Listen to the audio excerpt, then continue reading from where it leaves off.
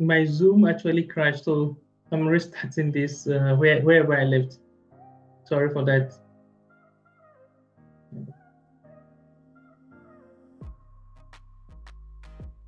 Okay. Sorry for that.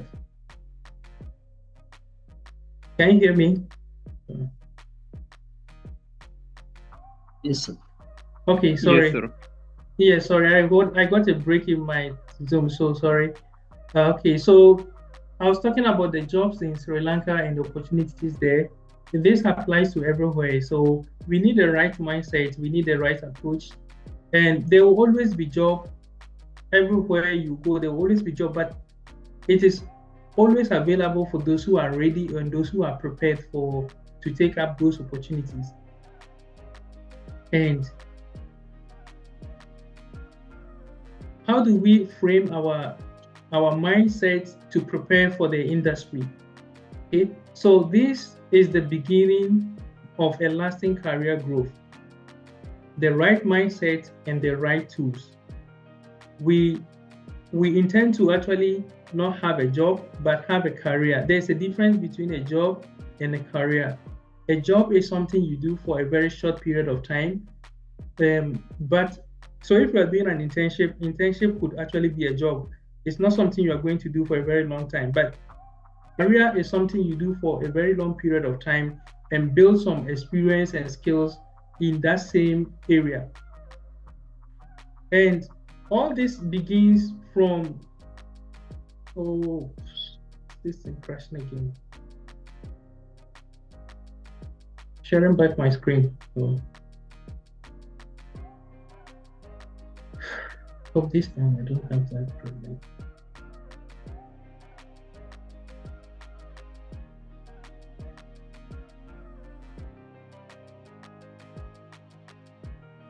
Okay.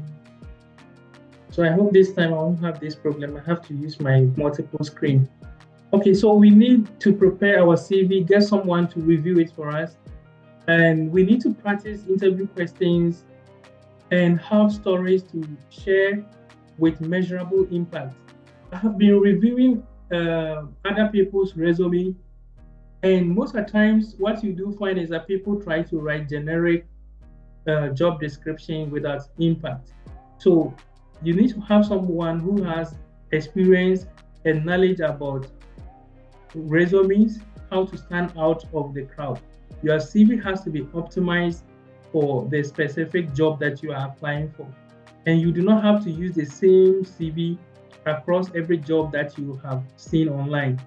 If you have a job, let's say electrical design engineer, you have to look at the requirements and then match your experience with what they are asking for. If you do that, then you have a chance of being called for an interview. You need to also network as much as possible.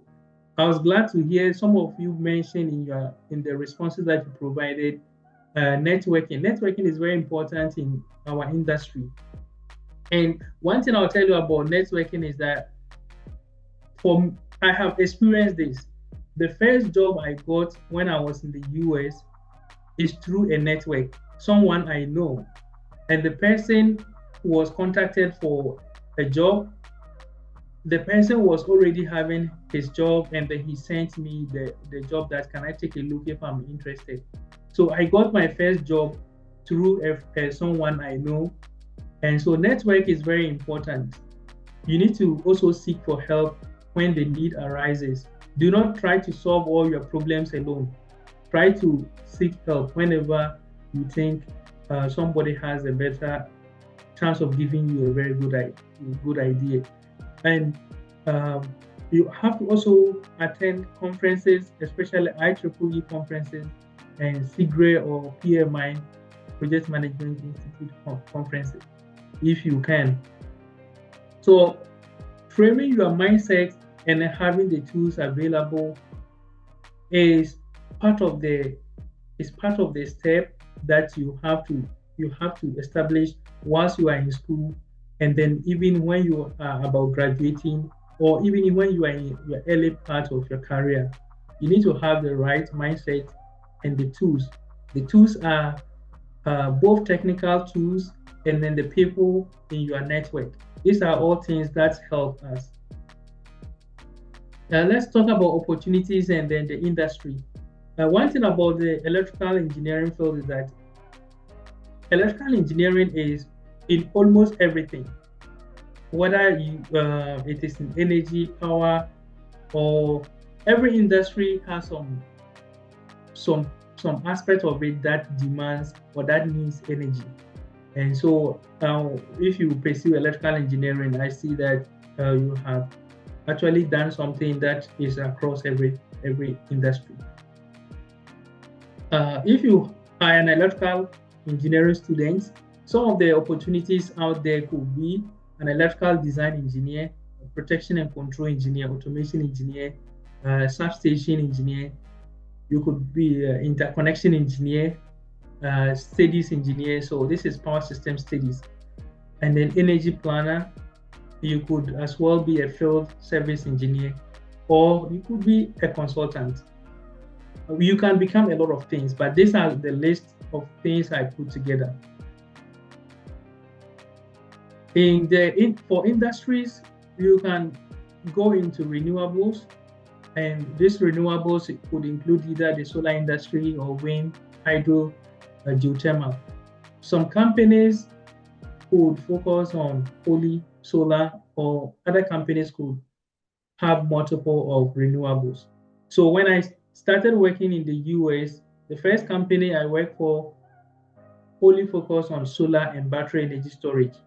And then, but right now, where I work, we are involved in multiple renewable projects, wind and other biomass. Yeah. Okay. And others could also go into conventional power generation, where you have natural gas fired power plant, a coal plant, nuclear, or oil. So when we say power plant, usually it is named. The power plant is actually named based on the source of the source of generation. So the input, if it is a natural gas fired, then we call natural gas fired power plant. But this, if it is coal, it could also be coal power plant, nuclear, or oil. So whatever is a driving input is what we name it. So it's the same thing that applies to renewables. If we are using solar, which is the sunlight, we say solar power plant because the sunlight is the main source. Okay, you know all of this in your theory, but let's continue.